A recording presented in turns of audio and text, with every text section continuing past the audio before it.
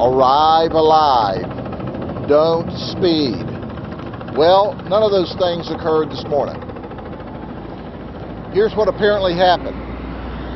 We have an apparent road rage incident. It started out at US Highway 98 south of Lakeland in the Highland City area at Clubhouse Road.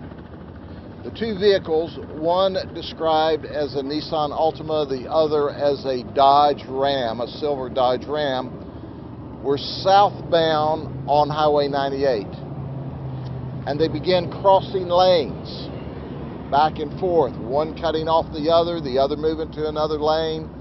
Then they would change places, apparently.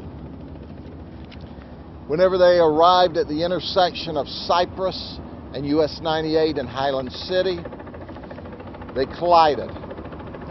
And they both were pushed to the west side of the road, where they hit this commercial building, slid down the building. The silver Dodge Ram continued on southward. We know that the Altima slid down the side of the building. And here's what occurred. Brandon Manning, who's 22, suffered virtually no injuries. I think he had a scrape on his arm.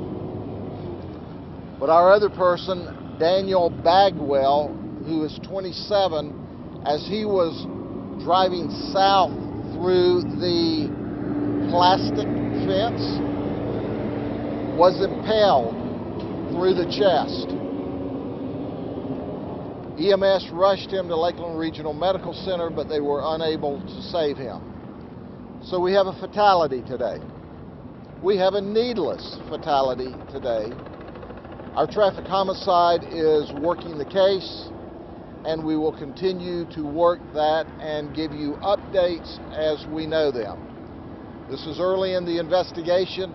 Certainly, as I always say, whatever I say here today is subject to modification or change as the investigation rolls out.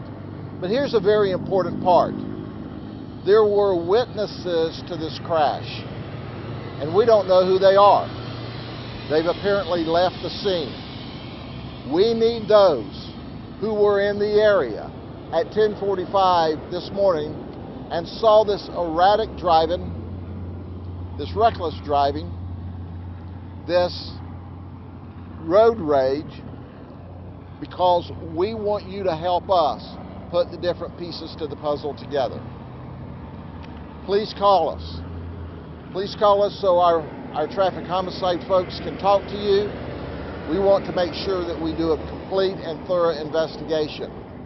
But we have one young man that's deceased.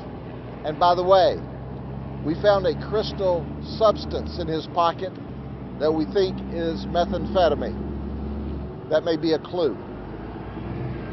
And as a result of our ongoing investigation, we will dot every I, cross every T, and provide the information to you.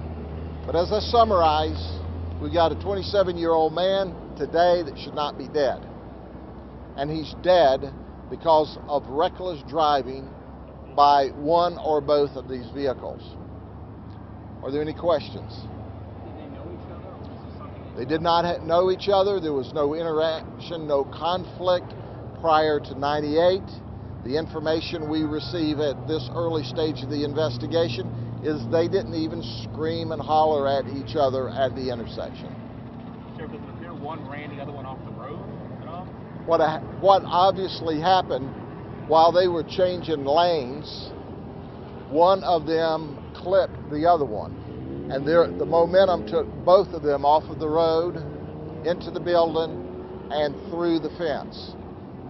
When the silver vehicle went through the fence, the driver was impaled by a piece of this white plastic fencing, and it was a fatal event. Do we know how fast they were going? We don't know how fast they were going. That will be part of the investigation.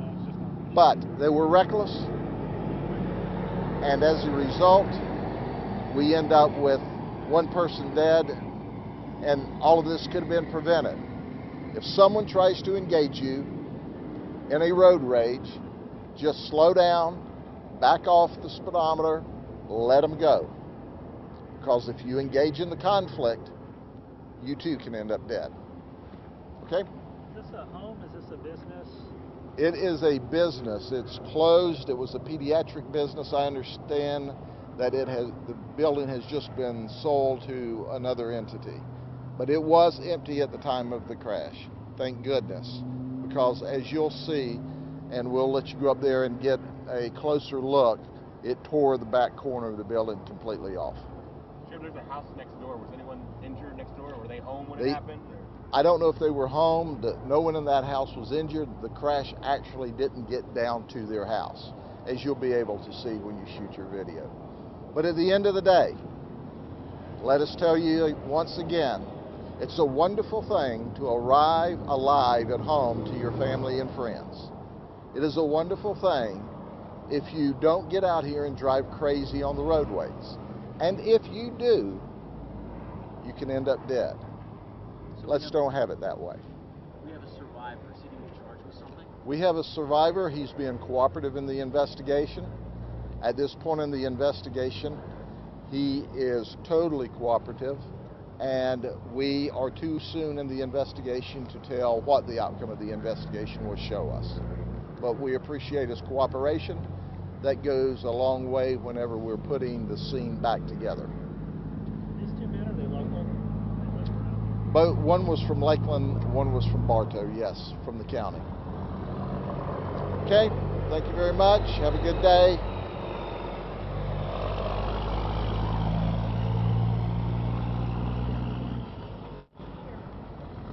Anybody need spelling? Okay.